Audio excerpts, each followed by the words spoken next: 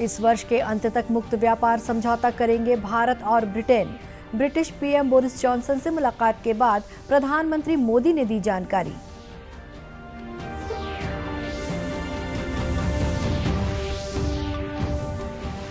दुर्ग में भी बनेगा होलसेल कॉरिडोर, मुख्यमंत्री भूपेश बघेल ने की घोषणा।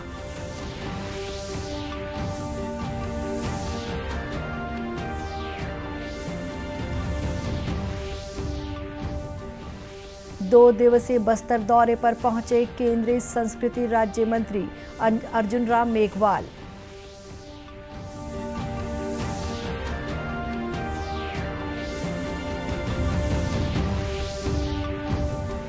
और राजनांदगांव में बीती रात हुई सड़क दुर्घटना में एक ही परिवार के 5 लोगों की मौत।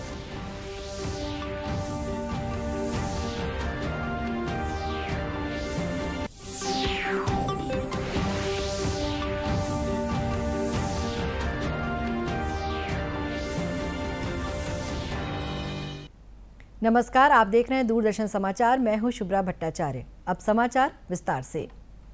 प्रधानमंत्री नरेंद्र मोदी ने आज कहा कि भारत और ब्रिटेन ने इस वर्ष के अंत तक मुक्त व्यापार समझौता करने का फैसला किया है।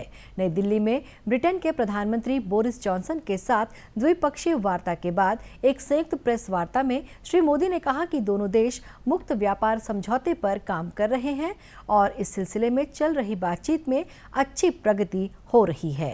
हमने रक्षा क्षेत्र में सहयोग बढ़ाने पर भी सहमति व्यक्त की है।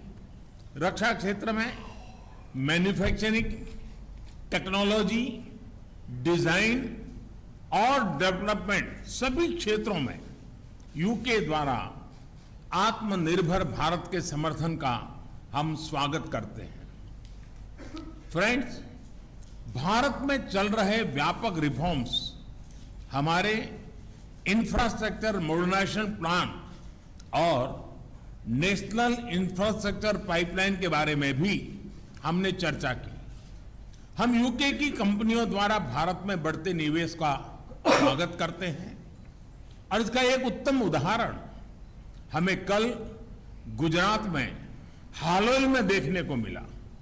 यूके में रहने वाले 1.6 मिलियन भारतीय मूल के लोग समाज और अर्थव्यवस्था के हर क्षेत्र में सकारात्मक योगदान कर रहे हैं। हमें उनकी उपलब्धियों पर गर्व है और इस जीवंत सेतु को हम और मजबूत करना चाहते हैं। ब्रिटेन के प्रधानमंत्री बोरिस जॉनसन ने कहा कि भारत और ब्रिटेन के बीच साझेदारी आज की परिभाषित दोस्ती में से एक है। उन्होंने कहा कि एक दूसरे के हित के लिए भारत प्रशांत क्षेत्र को खुला और मुक्त रखना महत्वपूर्ण है। वार्ता के बाद 2 समझौतों पर हस्ताक्षर भी हुए। ब्रिटेन के प्रधानमंत्री 2 दिवसीय यात्रा पर कल भारत पहुंचे थे। आज सुबह राष्ट्रपति भवन में उनका औपचारिक स्वागत किया गया। बाद में श्री जॉनसन राजघाट गए और महात्मा गांधी की समाधि पर श्रद्धा सुमन अर्पित किए। मुख्यमंत्री भूपेश बघेल ने दुर्ग में राजधानी रायपुर की तरह एक होलसेल कॉरिडोर बनाने की घोषणा की है। मुख्यमंत्री ने ये घोषणा दुर्ग के जिला उद्योग एवं व्यापार केंद्र के नए कार्यालय भवन के उद्घाटन समारोह में की। स्थानीय कारोबारियों ने मुख्यमंत्री से इस सुविधा की मांग की थी। इस अवसर पर मुख्यमंत्री ने कहा कि दुर्ग के निर्माण में यहाँ के उद्योगों की बड़ी भूमिका है। ये जिला सब्जी और फल उत्पादन का भी हब बन रहा है। यहाँ के किसान ऐसी फसलें उगा रहे हैं जिनकी मांग विदेशों में भी है। मुख्यमंत्री ने दुर्ग में हॉकी का एक एस्ट्रोटर्फ बनाने की घोषणा भी की है। दुर्ग के नागरिक म्हणजे सबसे ज्यादा ताली बजाइस कि हॉकी के एस्ट्रोटर्फ होना चाहिए। ये मांग भाई अरुण के द्वारा हुए और ये मंच के माध्यम से मैं घोषणा कर रहा था। जब हमारे यहाँ से बहन अंजुम राष्ट्रीय अंतर्राष्ट्रीय खिलाड़ी के रूप में हमारा प्रतिष्ठा दुर्ग दिवा है, तो वहाँ एक हॉकी के एस्ट्रोटर्फ होना चाहिए। ये बात के बिल्कुल सहमति होकर मैं घोषणा। मुख्यमंत्री भूपेश बघेल ने दुर्ग में ट्रांजिट हॉस्टल और प्रयास आवासीय विद्यालय का भी लोकार्पण किया। इस दौरान उन्होंने प्रयास विद्यालय के विद्यार्थियों को एक कहानी भी सुनाई। केंद्रीय संस्कृति और संसदीय कार्य राज्य मंत्री अर्जुन राम मेघवाल 2 दिवसीय बस्तर प्रवास पर जगदलपुर पहुंच गए हैं। वे यहां प्रशासनिक अधिकारियों के साथ बैठक कर विभागीय कार्यों की समीक्षा करेंगे। जगदलपुर हवाई अड्डे पर प्रेस से चर्चा में केंद्रीय मंत्री अर्जुन राम मेघवाल ने कहा कि संस्कृति मंत्रालय के जरिए जिले में किस तरह के काम कराए जा सकते हैं, वे इस पर चर्चा करेंगे। ये साइट नहीं है, काफ़ी साइट तो उन साइट पे क्या डेवलपमेंट हम संस्कृति मंत्रालय से और कर सकते हैं। कुछ ऐसे विषय भी हो सकते हैं। आज़ादी का अमृत महोत्सव हम मना रहे हैं संस्कृति मंत्रालय के द्वारा, तो ऐसे कुछ अनसंग हीरो इस क्षेत्र में अगर हैं तो उस पर हम क्या कार्यक्रम कर सकते हैं। संस्कृति मंत्रालय के द्वारा साहित्य अकादमी, ललित कला अकादमी, नेशनल स्कूल ऑफ ड्रामा, संगीत नाटक अकादमी, इनके माध्यम से और क्या काम इस जिले में हम कर सकेंगे उसका पूरा प्लान बनाएंगे। इसके लिए राज्य मंत्री अर्जुन राम मेघवाल ने आकांक्षी जिला बस्तर में चल रहे विकास कार्यों की समीक्षा की। स्थानीय विश्राम भवन में आयोजित इस समीक्षा बैठक में सांसद दीपक बैज, चित्रकूट विधायक राजमन बेंजाम, जिला पंचायत अध्यक्ष वेदवती कश्यप, कलेक्टर रजत बंसल सहित जिला स्तरीय अधिकारी उपस्थित थे। श्री मेघवाल ने इस दौरान आकांक्षी जिलों के विकास के लिए शिक्षा, स्वास्थ्य एवं पोषण, रोजगार, अधोसंरचना आदि क्षेत्रों के लिए आवश्यकता अनुसार प्रस्ताव तैयार करने के निर्देश दिए, जिससे केंद्र सरकार के स्तर पर सहायता के लिए पहल की जा सके। राजनांदगांव जिले में बीती रात हुई एक सड़क दुर्घटना में एक ही परिवार के 5 लोगों की मौत हो गई। बताया जा रहा है कि खैरागढ़ निवासी सुभाष कोचर अपने परिवार के साथ बालोद से लौट रहे थे।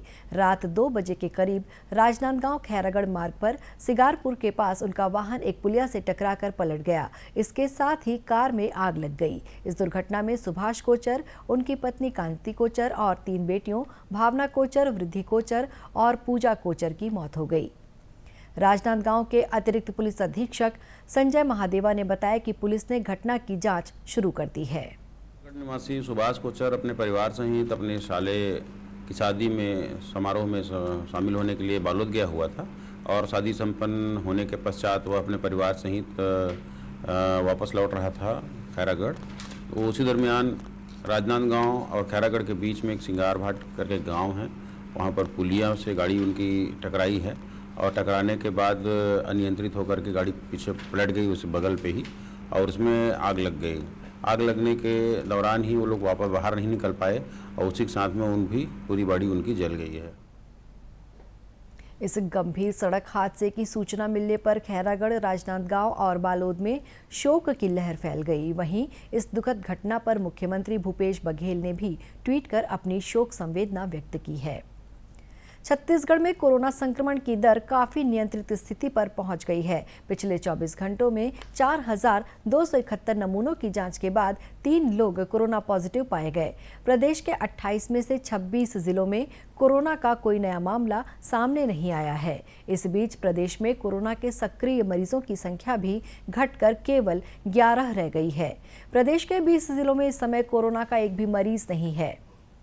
केंद्रीय स्वास्थ्य मंत्रालय के मुताबिक देश भर में कल कोरोना के 2,451 नए मामले सामने आए हैं। अभी भी 14,241 कोरोना मरीजों का इलाज जारी है। स्वास्थ्य मंत्रालय ने बताया कि कोरोना रोधी टीकाकरण अभियान के तहत देश भर में अब तक 187 करोड़ 26 लाख से अधिक टीके लगाए जा चुके हैं।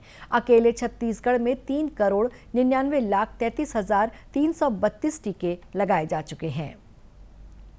आज़ादी का अमृत महोत्सव के तहत गरियाबंद में विशेष स्वास्थ्य मेले का आयोजन किया गया। गरियाबंद कलेक्टर नम्रता गांधी ने द्वीप प्रज्वलित कर इस मेले का उद्घाटन किया।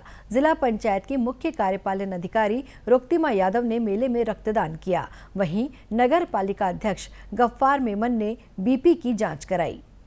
कलेक्टर नम्रता गांधी ने बताया कि शिविर से लोगों के स्वास्थ्य को बेहतर बनाने प्रयास किया जा रहा है। इस तरह के मेले का आयोजन सभी विकास खंडों में किया जा रहा है। स्वास्थ्य शिविर स्वास्थ्य विभाग के द्वारा अभी सभी ब्लॉक्स में लगाया जा रहा है। गर्मी का मौसम भी बहुत तेज़ है, तो हम उम्मीद करते हैं कि सभी लोग स्वास्थ्य शिविर में आके उसका लाभ उठाएंगे। यहाँ पे सभी प्रकार की जांच मुफ्त में हो रही है, साथ में जो आवश्यक दवाइयाँ हैं वो भी मिल रही है। जो हमारे दिव्यांग साथी है उनके दिव्यांगता प्रमाण पत्र और साथ साथ में पेंशन की स्वीकृति भी हो रही है। तो मैं उम्मीद करती हूँ कि ज़्यादा से ज़्यादा लोग इसका लाभ उठाएंगे। मुख्य चिकित्सा एवं स्वास्थ्य अधिकारी डॉक्टर नेतराम नवरत्न ने बताया कि अब तक 360 लोग इस शिविर में जांच करा चुके हैं। लगाया जा रहा है। इसमें सभी स्वास्थ्य से संबंधित जितनी भी गतिविधि है सभी तरह की जांच की जा रही है। डायबिटीज़, हाइपरटेंशन, मेंटल, डेंटल चिकित्सक, हमारे हड्डी रोग विशेषज्ञ, इस तरह के विकलांग शिविर भी लगाया जा रहा है। इसमें विकलांगों के विकलांग प्रमाण पत्र बनाए जा रहे हैं। साथ में आयुष्मान कार्ड और हेल्थ आईडी कार्ड भी बनाए जा रहे हैं इसमें मुख्य रूप से। नगर पालिका अध्यक्ष गफ्फार मेमन ने बताया कि इस शिविर में कई तरह की जांच और इलाज की सुविधा उपलब्ध कराई गई है। उन्होंने लोगों को शिविर में बढ़ चढ़कर हिस्सा लेने की अपील की। गरियाबंद ब्लॉक में स्वास्थ्य शिविर लगा है, ज़्यादा से ज़्यादा लोग इस स्वास्थ्य शिविर में आएँ और इसमें जांच कराएं। निःशुल्क यहाँ पर हर किसी चीज़ की जांच हो रही है और कल से यहाँ पर डायलिसिस भी होगा। किडनी की जो प्रॉब्लम रहती है लोगों को, उसकी डायलिसिस की भी सुविधा यहाँ उपलब्ध हो जाएगी और यहाँ पर फ्री में दवाई और सारी जेनेरिक दवाई सभी प्रकार की यहाँ पर उपलब्ध है। लोगों से मैं अपील करता हूँ कि ज़्यादा से ज़्यादा लोग आएँ। और स्वास्थ्य विभाग द्वारा आयोजित ये स्वास्थ्य मेला 18 से 22 अप्रैल तक सभी ब्लॉक मुख्यालयों में आयोजित किया गया। केंद्रीय जनजाति कार्य राज्य मंत्री रेणुका सिंह ने आज राज्यपाल अनुसुईया उइके से सौजन्य मुलाकात की है। रायपुर के राजभवन में हुई इस मुलाकात के दौरान राज्यपाल सुश्री उइके और केंद्रीय राज्य मंत्री श्रीमती सिंह के बीच विभिन्न समसामयिक विषयों के साथ ही प्रदेश के जनजाति समुदाय से जुड़े मुद्दों पर लंबी चर्चा हुई है। इस अवसर पर राज्यपाल सुश्री उइके ने केंद्रीय राज्य मंत्री श्रीमती सिंह को शॉल एवं स्मृति चिन्ह भेंट कर सम्मानित किया। एक सप्ताह की भीषण गर्मी के बाद मौसम ने रुख बदला है। कल रात रायपुर, बिलासपुर, दुर्ग, राजनांदगांव, जांजगीर चांपा, मुंगेली और बलौदाबाजार, गरियाबंद, महासमुंद, रायगढ़ जिलों में तेज आंधी और बिजली के साथ बारिश हुई। इसके चलते कई इलाकों में सुबह तक बिजली गुल थी। मौसम विभाग ने सर्वाधिक 17 मिलीमीटर बारिश राजनांदगांव में दर्ज की है। इसके अलावा रायपुर में 16 मिलीमीटर, दुर्ग में 11 मिलीमीटर, बिलासपुर में 6 मिलीमीटर बरसात दर्ज हुई है। मौसम विज्ञानियों के मुताबिक प्रदेश के उत्तरी हिस्सों में उत्तर पश्चिम से गर्म हवा और दक्षिणी हिस्से में अपेक्षाकृत ठंडी दक्षिणी हवा का आगमन अब भी जारी है। इसकी वजह से आज भी एक दो स्थानों पर हल्की वर्षा हो सकती है। कहीं कहीं गरज चमक के साथ छींटे पड़ने की भी संभावना है। दूरदर्शन केंद्र रायपुर से प्रसारित होने वाले प्रादेशिक समाचार को आप YouTube पर भी देख सकते हैं। हमारे YouTube channel Chhattisgarh DD news पर प्रादेशिक समाचार उपलब्ध रहेगा। YouTube चैनल का लिंक और QR कोड आप स्क्रीन पर देख सकते हैं। अपने एंड्रॉयड फ़ोन से QR कोड स्कैन कर आप छत्तीसगढ़ डीडी न्यूज़ लिंक पर जा सकते हैं। इसके अलावा छत्तीसगढ़ डीडी न्यूज़ फेसबुक और ट्विटर पर भी उपलब्ध है। अंत में मुख्य समाचार एक बार फिर। इस वर्ष के अंत तक मुक्त व्यापार समझौता करेंगे भारत और Britain. British PM Boris Johnson से मुलाकात के बाद प्रधानमंत्री मोदी ने दी जानकारी।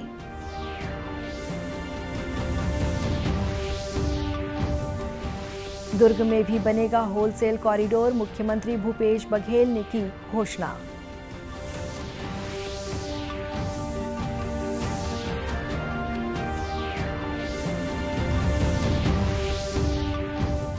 दो दिवसीय बस्तर दौरे पर पहुंचे केंद्रीय संस्कृति राज्य मंत्री अर्जुन राम मेघवाल।